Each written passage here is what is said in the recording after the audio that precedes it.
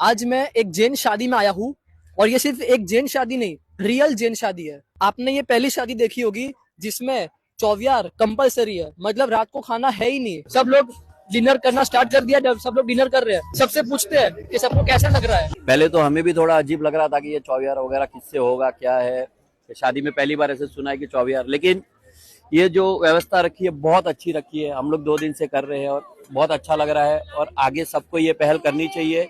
चौवियार की सुविधा बहुत अच्छी है, ये जो शादी में हुई है, और ये हमारे आने वाले बच्चों के ये बहुत अच्छी सीख है, सीखने को मिलेगा उनको। हम लोग बैक डांसर्स हैं, तो हम लोगों ने बहुत सारे जेन मैरिजेस किए हैं, पर फर्स्ट टाइम ऐसा देखने को मिला है कि 5 बजे के बाद यहाँ पे सब बंद हो जाएगा, अभी रात को खाना बंद हो जाएगा। अच्छा है, वो लोग अपने रिचुअल्स को फॉलो कर रहे हैं, तो कीप इट अप। ચોવિયાર કરી જ લેવાના અને આવું દરેક પ્રસંગમાં થાય એવું અમે ઈચ્છીએ છીએ। तो हमारे लिए एक नया एक्सपीरियंस है कि फर्स्ट टाइम हम लोग ऐसा इवेंट पे आए हैं जहाँ पे खाना 7 बजे तक है और उसके बाद यहाँ पे खाना स्टॉप है।